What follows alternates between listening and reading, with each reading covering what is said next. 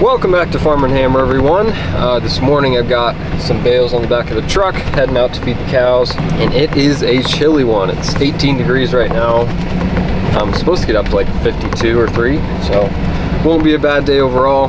I had mentioned at the end of the last video that I had a big announcement for you all here in this video. So we'll get to that, but before that, like I said, I'm gonna feed cows. Gotta feed the bottle calves, and then we'll get to the big news.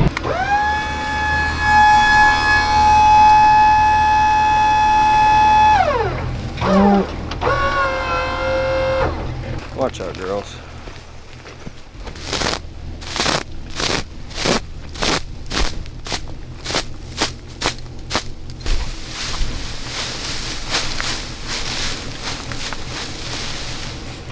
This bale's on backwards, but we'll see if it'll unroll like this.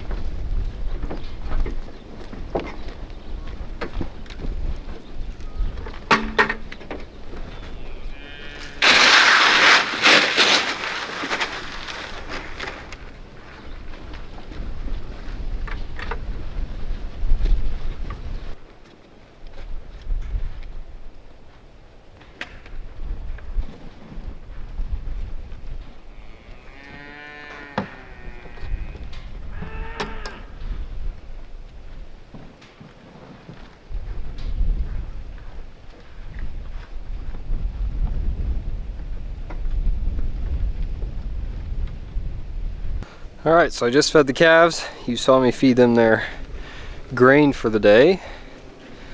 And they're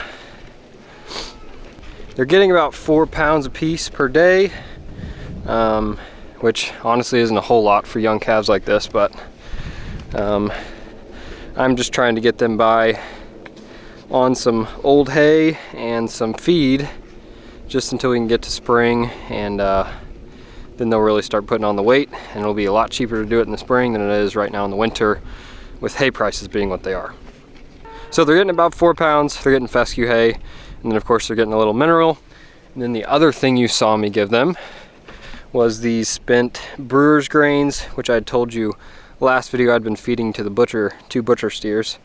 But now that one of them has been butchered, I've got some extra. So I've been giving this to them for the last week or so, I guess.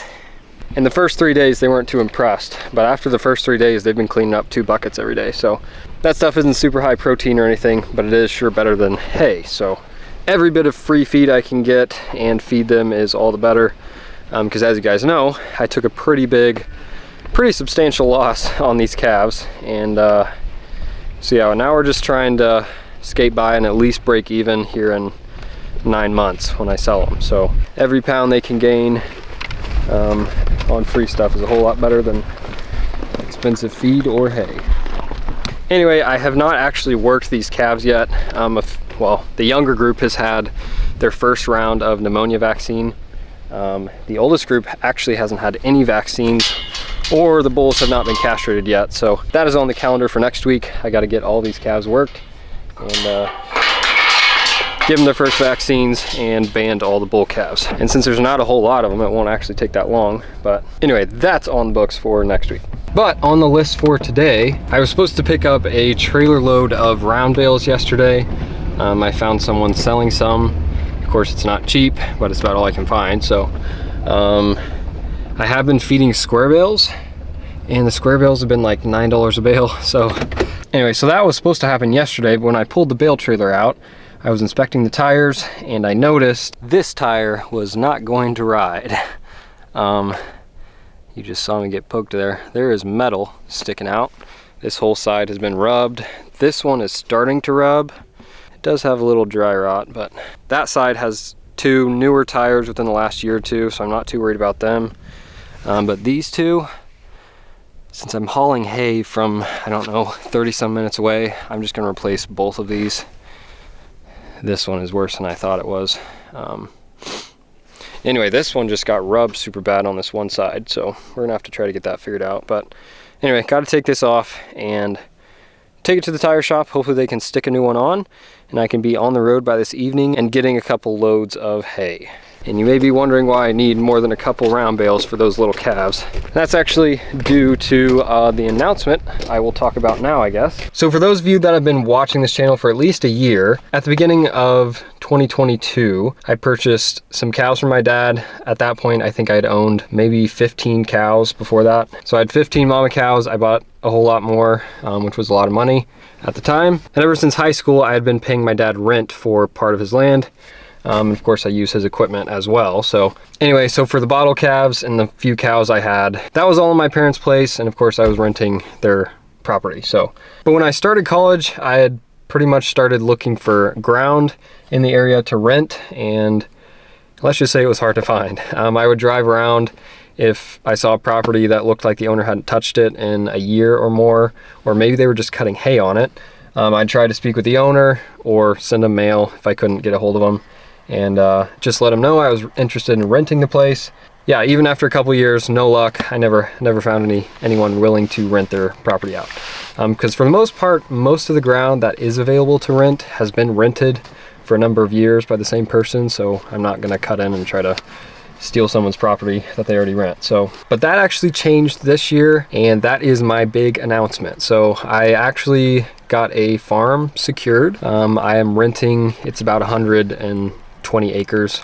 Not all of it's pasture, but I did get 120 acres rented. Contract has been signed, everything's been paid, so it is officially mine that I can farm for the year. Now, the one downside with the property, I know probably a lot of you watch Greg Judy, I'm sure you do, but he talks about renting property. He won't do anything less than like 5 or 10 years on a lease, but that is not what I could get. So she was only willing to do a 1-year lease and then an annual renewal if she was happy with it. That is not ideal for running a cow-calf operation, because if I bought, 40 cows to put on the place right now, if she decides in November that she doesn't want to lease it to me anymore, I've got 40 cows, the market may be down, I may lose money selling those cows that I own less than a year. So not ideal for cow-calf operations, but what I think I've decided to do is run stocker calves. So with the 1-year lease, the property does have some grass already on it. It wasn't grazed this past fall, so there is, I don't know, probably 40 some acres of 4 or 5 inches of fescue that could be grazed. So the plan right now is to buy a number of little 2 weights, 3 weights, basically some smaller calves that have been kind of mistreated and that need some help. The plan is to buy quite a few of those calves, get them straightened out, give them some feed and hay, let them graze what grass is there. And then by the time spring rolls around and we get some forage growing, I'll probably buy a couple of other calves, and that way we can control all the excess spring grass, and then I'll sell a few off when the summer dry period hits, and then I would sell the rest of them in the fall. Now, for those of you that know cattle, you'll know 2 and 3 weight unweaned calves are pretty high risk. Probably not more than bottle calves, but yes, they are pretty high risk. So the plan is to buy these stocker calves at the sale barn. They won't be weaned, they won't have had vaccines, there might be bulls, heifers, who knows. I'm not being too picky on color or anything, it'll just be a mixed group of calves. And since I don't have a head chute out at that place yet, I will have the vet at the sale barn work all the calves, he'll give them all their vaccines, castrate the bulls if they need to be. Then I'll take them home, I'll get them calmed down in the corral with some hay and grain for a couple days or a week, and then I'll start electric fence training them. And then once they're electric fence trained, I will kick them out onto the rental property. So yeah, that's what I've been trying to get worked out this whole time. I've got a number of things I've got to get done for the property. The property is also not close to this home farm, so it will require some driving. Since it's not close, I will have to buy some equipment. I'm gonna have to buy some old tractor with a little brush hog on it, because that was one requirement she had. I did have to brush hog. So the other reason I may need a tractor, if I do have to feed hay, I need some way to move the hay, because my current truck it does not have a way to move bales. Anyway, I either got to find some kind of spike to put on the back of this truck, or I need to find a tractor with a loader so I can move hay around and feed it as needed. But there is one downside to this. So obviously it is someone else's property. There is someone that lives on the property. And so to respect their privacy and their property, I won't be able to show a bunch of stuff like I do here. So yes, I'll show you what I can, but I've got to be careful on what shows up in the videos, what shows up in the background, that kind of thing. So I will show you all the new calves I bring home. I'll try to show you how I get all the watering systems set up and everything, and electric fence. I'll be able to show you the new tractor and all the work I do on that, but I won't be making as many videos on that whole operation as I normally would. Just to respect their privacy, like I said. Won't be spending a lot of time with the video camera out there. So anyway, that's big news for me, exciting for me at least. It allows me to try and expand a little quicker than I had planned on. So even though these stalker calves will be high risk, I'm hoping I don't have another disaster like I did with bottle calves this year, but that's part of farming. There's always a risk. So anyway, guys, thank you all for watching. I hope you enjoyed the announcement. I hope you look forward to the whole new group of stalker calves. With that being said, thank you for watching, and I'll see y'all next time.